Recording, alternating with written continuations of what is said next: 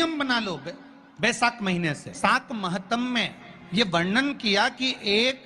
बेलपत्र का वृक्ष हो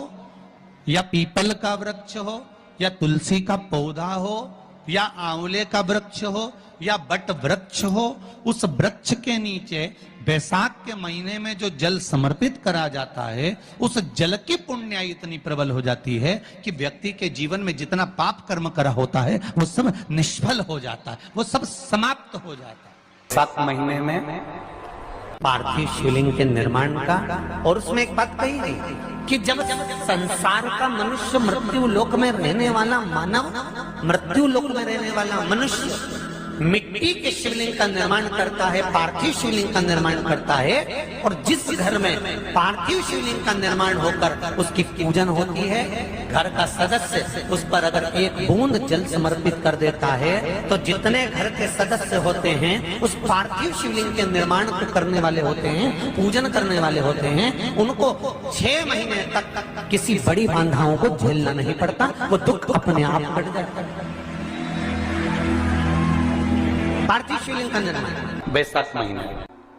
बैसाख के महीने में मिट्टी के पात्र में जो रात्रि भर जल रखा हो, मिट्टी के पात्र में, अगर आपके पास में घड़ा हो, हंडा हो, नी हो, तो दिया हो, दीपक हो, कुल्लड़ हो, कोई भी तुम्हारे पास में जो मिट्टी का पात्र, उसमें जल भरना। वो जल बैसाख के महीने की किसी भी सोमवार के दिन, किसी भी सोमवार के दिन, बैसाख महीने या किसी प्रदोष के दिन या बैसाख महीने के शिवरात्रि के दिन, वो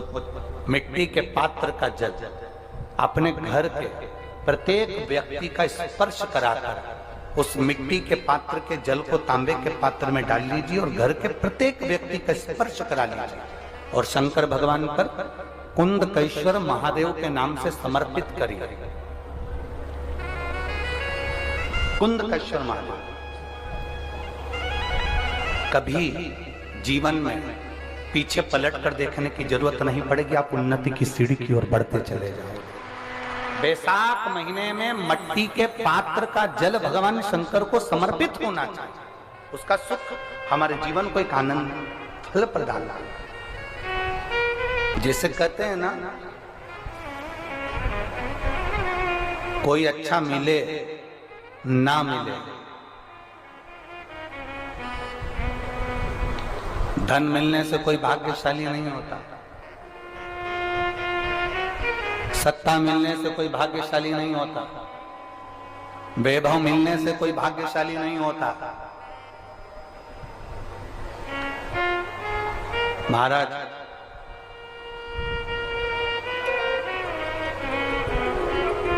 धन मिलने से कोई भाग्यशाली नहीं होता, वैभव मिलने से कोई भाग्यशाली नहीं होता, सत्ता मिलने से कोई भाग्यशाली नहीं होता, बड़ा मकान मिल जाने से कोई भाग्यशाली नहीं होता। शिव महापुराण की कथा कहती है, अगर 2 सही मिल जाएं तो तुम्हारा जीवन सफल हो जाए, एक गुरु सही मिल जाए और दूसरी घरवाली सही मिल जाए तो तुम्हारी जिंदगी स्वर्ग। दुनिया का सबसे भाग्यशाली व्यक्ति वो होता है जिसको 2 ठीक मिल गए, 2 अच्छे मिल गए, एक गुरु अच्छा मिल जाए, दूसरी जम के बोलो घरवाली अच्छी मिले।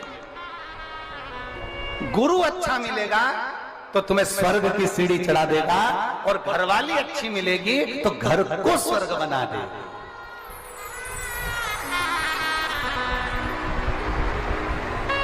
और इसमें से भी गुरु भले पीछे रह जा, पर जगदम्बा। बैसाख के महीने में नवमी तिथि को माता जानकी का प्रागट्य हुआ है पृथ्वी से।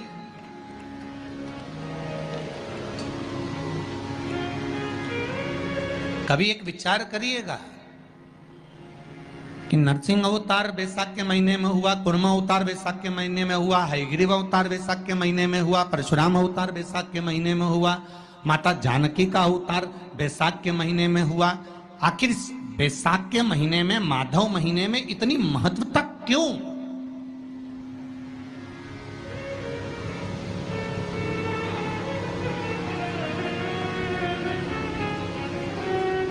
बैसाख के महीने में पड़ने वाली एकादशी, चतुर्थी, प्रदोष, अमावस्या, पूर्णिमा, शिवरात्रि, ये सभी इतनी महत्वपूर्ण क्यों हो जाती है?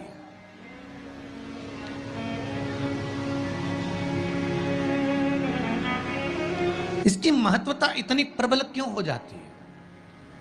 किस लिए? क्योंकि बैसाख का जो महीना पड़ता है, सूर्य की संपूर्ण तपन, सूर्य देव अपने पूर्ण तेज के साथ में,